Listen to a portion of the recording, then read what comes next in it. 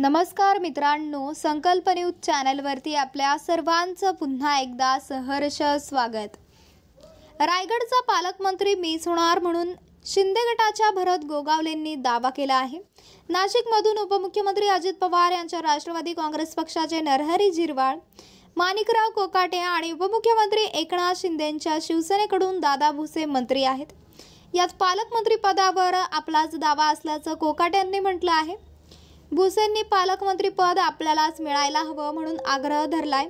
तर छत्रपती संभाजीनगरमधूनही भाजपाचे अतुल सावे, शिंदेंकडून संजय शिरसाट मंत्री आहेत।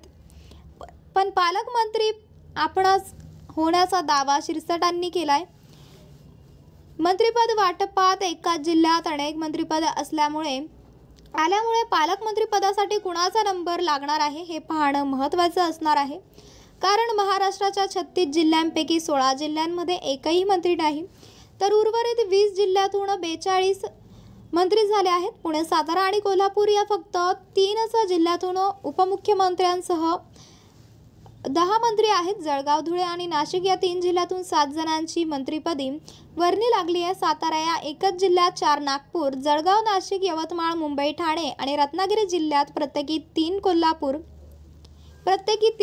कोल्हापूर, संभाजीनगर, बीड, रायगड जिल्ह्यात प्रत्येकी 2 मंत्री आहेत। बीडच्या परळीत धनंजय मुंडे आणि पंकजा मुंडे दोन्हींपैकी परळीचा पालकमंत्री कोण होणार?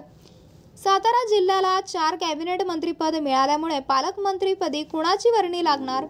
पुण्यात दोन्ही दादांपैकी कोणते दादा पालकमंत्री म्हणून कायम राहणार? या प्रश्नावर अंतिम निर्णय वरिष्ठच घेतील म्हणून इतर सत्ताधारी नेत्यांनी म्हटलं आहे।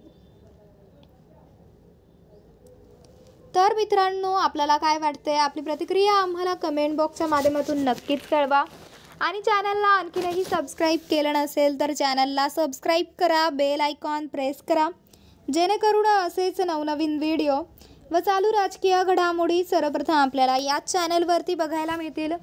भेटूयात पुढच्या व्हिडिओज, तोपर्यंत धन्यवाद। जय महाराष्ट्र।